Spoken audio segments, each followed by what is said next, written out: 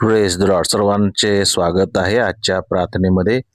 आज स्तोत्र 122 अध्याय आणि त्याचं पहिलं वचन त्या ठिकाणी असं लिहिलेलं आहे, लोकांनी मला म्हटले की आपण परमेश्वराच्या घराकडे जाऊ, असे ते मला म्हणाले, तेव्हा मला आनंद झाला.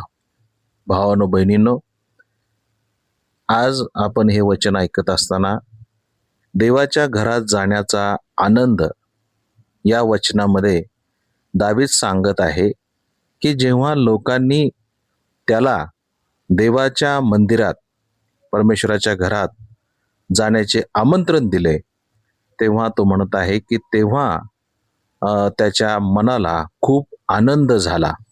याचा अर्थ देवाच्या उपस्थितीत जाणे हे ओझे नसून आनंदाची गोष्ट आहे, आनंदाची बाब आहे.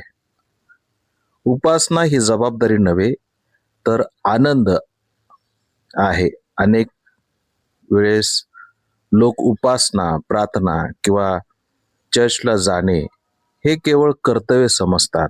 जावं लागेल, बोलवतात, अशा विचाराने ते जातात. पण आज हे वचन आपल्याला शिकवते की देवाच्या घरात जाणे म्हणजे एक आध्यात्मिक उत्सव आणि देवाची उपासना म्हणजे हृदयातून येणारा आनंद आहे. सामूहिक उपासनेचे महत्त्व जर आपण पाहिलं तर लोकांनी मला म्हटले, याचा अर्थ असा की एकत्र येऊन देवाची उपासना करणे महत्त्वाचे आहे. विश्वासणारे लोक एकमेकांना प्रोत्साहन देतात.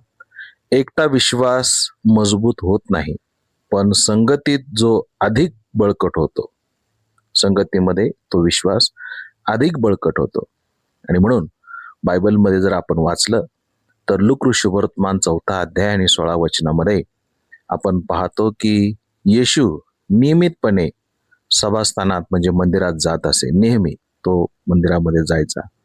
आणि यावरून आपल्याला शिकायला मिळते की देवाच्या घरात जाणे, मंदिरामध्ये, चर्चमध्ये जाणे हे येशूने स्वतः आचरणात आणलेले आपण त्या उदाहरणात वाचतो, आपल्याला समजतं. आणि म्हणून दुसरं उदाहरण पाहतो ते म्हणजे पहिल्या मंडळीचे जे लोक होते, प्रेषितांचे कृत्य 2 अध्याय आणि 46 वचनामध्ये बायबलमध्ये आपण त्या ठिकाणी वाचतो की ते लोक दररोज चर्चमध्ये, प्रार्थनेच्या ठिकाणी एकत्रित येऊन एकत्रित आनंदाने, उत्साहाने ते देवाची स्तुती करायचे, प्रार्थना करायचे आणि देवाच्या वचनाचं अभ्यास म्हणून चिंतन करायचे.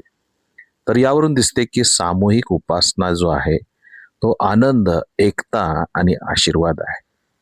आजच्या जीवनासाठी आपण देवाच्या घरात, चर्चमध्ये जाणे टाळू नये, तर उत्साहाने प्रार्थना, उपासना करण्याकरता आपण देवाच्या मंदिरामध्ये, चर्चमध्ये हे जाणं हे आवश्यक आहे. देवाच्या उपस्थितीमध्ये वेळ घालवणं हे खरा आनंद आहे.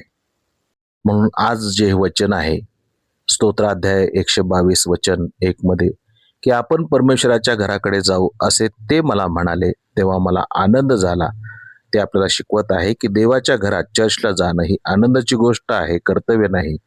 तर सामूहिक उपासनेमध्ये खरा आध्यात्मिक आनंद आहे, शांती आहे.